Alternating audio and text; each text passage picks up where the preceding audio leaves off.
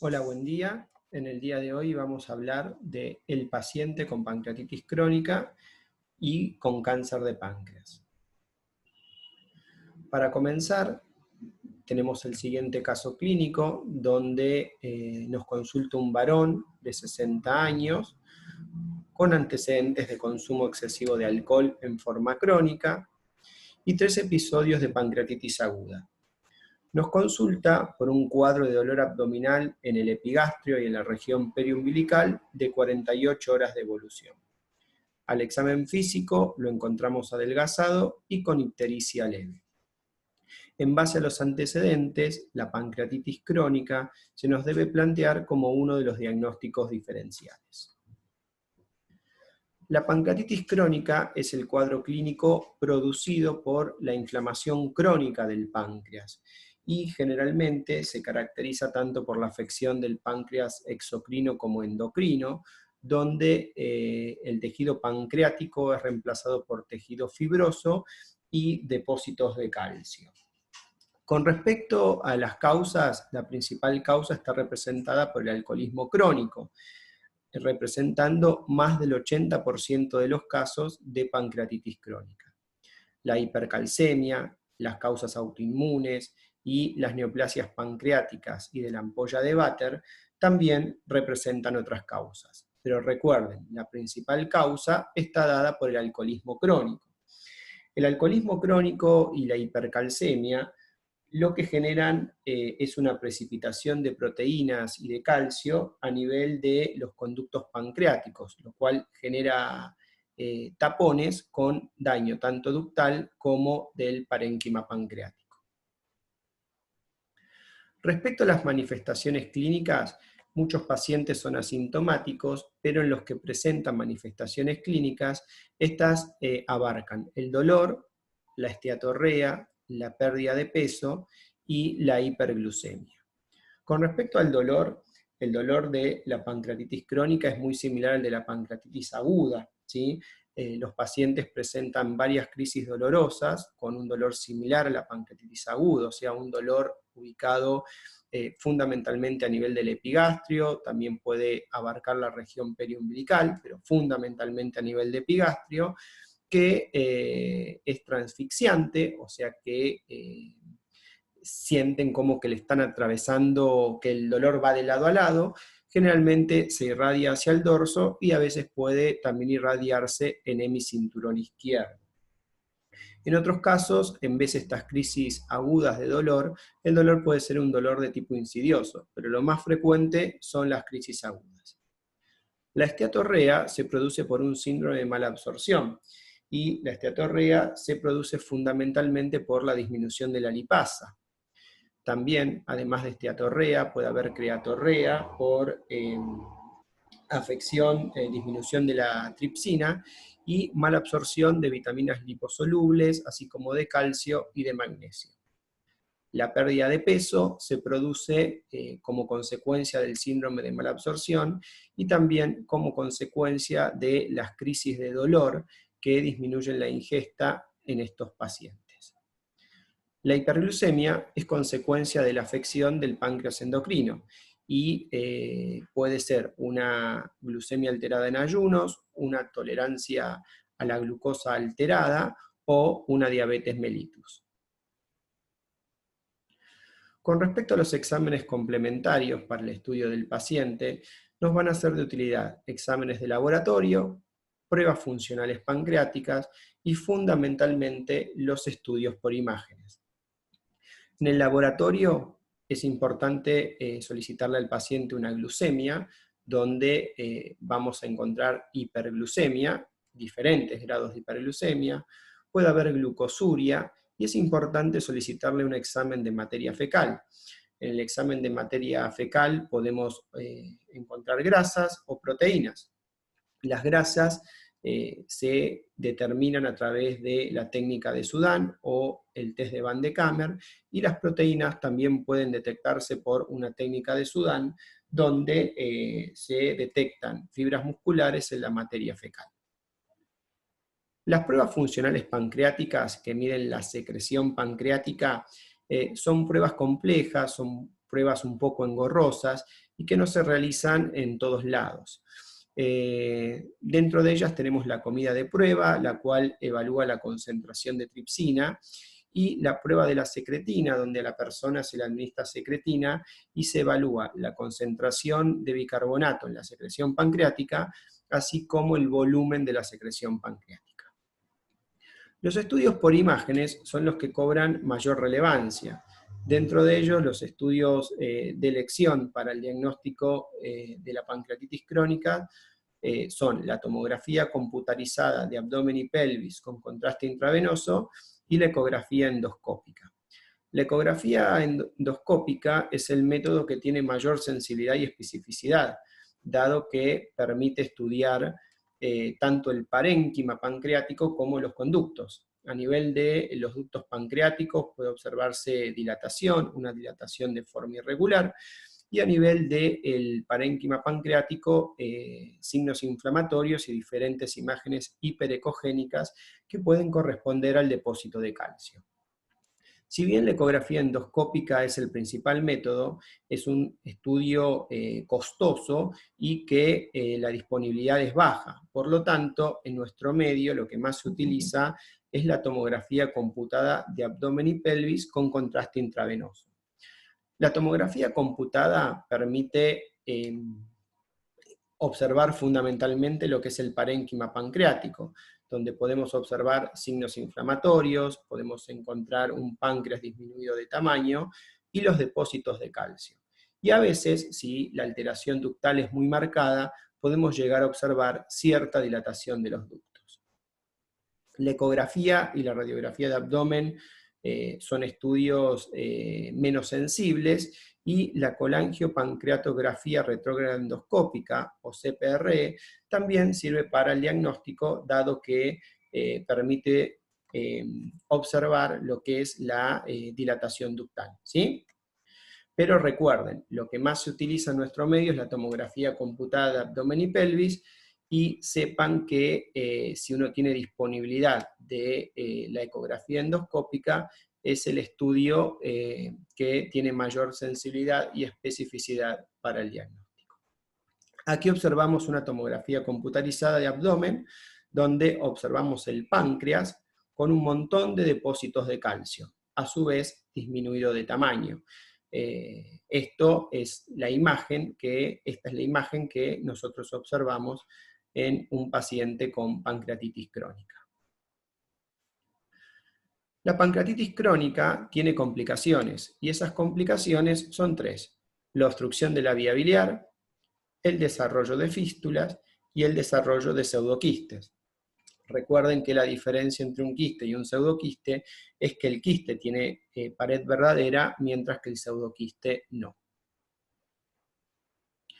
Volviendo a nuestro caso clínico inicial, donde teníamos un varón de 60 años con antecedentes de alcoholismo y episodios de pancreatitis aguda, que nos consultaba por un cuadro de dolor abdominal, localizado a nivel del epigastrio y la región periumbilical de 48 horas de evolución, y que al examen físico lo encontramos adelgazado y con una leve ictericia. Le solicitamos exámenes complementarios. En el laboratorio sanguíneo encontramos una hiperbilirrubinemia a predominio de la fracción directa, hiperglucemia, TP prolongado y leve aumento de la amilasa. La tomografía computada de abdomen y pelvis con contraste intravenoso mostró un páncreas de tamaño disminuido, con edema y calcificaciones. Respecto a los hallazgos de laboratorio, la hiperglucemia se explica por el compromiso de la porción endocrina del páncreas. La hiperbilirrubinemia, predominio de la fracción directa, revela alguna obstrucción a nivel de algún compromiso a nivel de los conductos de la vía biliar. El TP prolongado puede representar o ser consecuencia de un trastorno de mala absorción, y el leve aumento de la amilasa debido a la inflamación pancreática. Cabe destacar que los pacientes con pancreatitis crónica, la amilasa y la lipasa tienden a ser normales o estar ligeramente aumentadas, no siendo su aumento significativo. Entonces, en base a la anamnesis, el examen físico y los exámenes complementarios, podemos concluir que nuestro paciente presenta una pancreatitis crónica. Para continuar, tenemos un segundo caso clínico. En este caso, tenemos a un varón de 70 años, con antecedentes de tabaquismo y trombosis venosa profunda hace un año, que nos consulta por un cuadro clínico de ictericia progresiva y pérdida de peso de 2 meses de evolución. Al examen físico encontramos una ictericia marcada, el paciente se encuentra adelgazado y presenta una adenopatía supraclavicular izquierda. Teniendo en cuenta los datos de la anamnesis y del examen físico, tenemos que sospechar un proceso neoplásico. Y dentro de esos procesos neoplásicos, el cáncer de páncreas es la entidad a descartar. Los tumores de páncreas pueden afectar tanto al páncreas exocrino como al páncreas endocrino. Los más frecuentes de todos son los que afectan al páncreas exocrino y dentro de ellos el adenocarcinoma es el más frecuente, representando alrededor del 90% de los tumores pancreáticos. Aquellos tumores que afectan al páncreas endocrino, el más frecuente de todos es el insulinoma, ¿sí? Pero en este caso nosotros vamos a hablar fundamentalmente de lo que es el adenocarcinoma de páncreas. El adenocarcinoma de páncreas es un tumor que cuando da manifestaciones clínicas generalmente ya se encuentra avanzado. Es un tumor de mal pronóstico, fundamentalmente cuando da manifestaciones clínicas, por lo que dije previamente. Es un cáncer avanzado cuando da manifestaciones clínicas. Es más frecuente en los hombres mayores de 55 años y dentro de los factores de riesgo que se encontraron asociados al cáncer de páncreas fueron el tabaquismo y la pancreatitis crónica, ¿sí? Si bien no hay un peso fuerte para establecer una correlación directa entre estos factores de riesgo y el desarrollo de cáncer de páncreas. El adenocarcinoma pancreático se ubica fundamentalmente a nivel de la cabeza del páncreas. Luego, en menor proporción, alrededor de un 20% se ubican en el cuerpo y un 10% a nivel de la cola. Pero recuerden, la principal ubicación del adenocarcinoma de páncreas es en la cabeza pancreática. Respecto a las manifestaciones clínicas o los motivos de consulta que llevan a la sospecha diagnóstica, el principal de ellos es la ictericia obstructiva progresiva. La presencia de ictericia obstructiva progresiva en el contexto clínico adecuado nos debe hacer sospechar un tumor de la cabeza de páncreas. También puede haber pérdida de peso y dolor a nivel del epigastrio. El dolor fundamentalmente se da en aquellos cáncer de páncreas que afectan el cuerpo del páncreas por la proximidad con el plexo solar. Pero recuerden, la principal manifestación clínica está dada por un cuadro de ictericia obstructiva progresiva. Al examen físico en estos pacientes vamos a encontrar una ictericia verdínica, ¿sí? Repito, en aquellos tumores que afecten a la cabeza del páncreas por compresión de la vía biliar, una vesícula biliar palpable e indolora, que es el denominado signo de Barth y Pick, que también se observa en aquellos tumores de cabeza de páncreas por dilatación de la vía biliar. Podemos encontrar adenopatías supraclaviculares y periumbilicales, donde ya nos está hablando de un cáncer metastásico, y signos de trombosis venosa profunda. Lo más frecuente que vamos a encontrar va a ser la ictericia verdínica, pudiendo estar acompañado o no de una vesícula biliar palpable e indolora, ¿sí? Recuerden, la vesícula biliar palpable e indolora se denomina signo de Barth y Pick.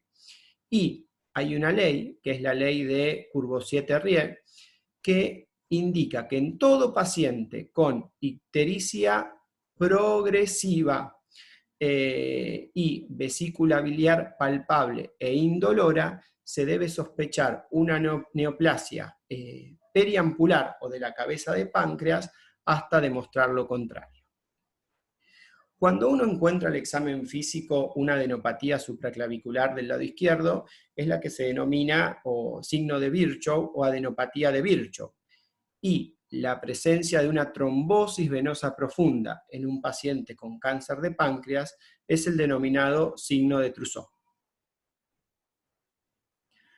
Los exámenes complementarios de utilidad en el estudio de la persona incluyen laboratorio sanguíneo y, fundamentalmente, los estudios por imágenes. En el laboratorio sanguíneo podemos encontrar un patrón de colestasis en aquellos pacientes que tienen tumor de la cabeza de páncreas, y también podemos solicitar un CA19-9, que es un marcador pancreático, pero el CA19-9 se utiliza fundamentalmente para la detección de recurrencias, ¿sí? En el laboratorio, el hallazgo más frecuente va a ser un patrón de colestasis. Con respecto a los estudios por imágenes, la tomografía computada de abdomen y pelvis con contraste intravenoso es el estudio de elección. No solamente permite detectar el tumor de páncreas, sino también corroborar si hay invasión local. En una ecografía de abdomen podemos ver signos inespecíficos como calcificaciones, o también en la ecografía pueden verse el tumor en la cabeza del páncreas, ¿sí? A veces se puede ver y a veces no. La ecoendoscopía sirve sobre todo para determinar el T, o sea, la invasión del tumor, y la colangiopancreatografía retrogradoendoscópica no solamente sirve para también confirmar el diagnóstico, sino que es terapéutica también, en realidad es como una terapéutica paliativa, por ejemplo, para la colocación de un stent en la vía biliar. Recuerden, dentro de los estudios por imágenes, el más importante de todo es la tomografía computada de abdomen y pelvis con contraste intravenoso. Para finalizar, volvemos a nuestro caso clínico número 2, donde teníamos a un varón de 70 años, tabaquista y con antecedentes de una trombosis venosa profunda, que nos consulta por un cuadro clínico de ictericia progresiva y pérdida de peso de 2 meses de evolución. Y al examen físico lo habíamos encontrado ictérico, adelgazado y con una adenopatía supraclavicular izquierda. Le solicitamos exámenes complementarios, donde en el laboratorio encontramos una bilirrubina total de 30 miligramos por decilitro, aneto predominio directo y una fosfatasa alcalina aumentada. Por lo tanto, en el laboratorio tenemos un patrón de colestasis. Le realizamos una ecografía abdominal, que la ecografía abdominal mostró dilatación marcada de la vía biliar extrahepática, pero sin observarse ninguna masa, y una tomografía de abdomen y pelvis con contraste intravenoso, donde se observó una tumoración en la cabeza del páncreas con adenopatías satélites. Por lo tanto, sumando los datos de la anamnesis, el examen físico y los exámenes complementarios, nuestra interpretación diagnóstica es un carcinoma de la cabeza de páncreas.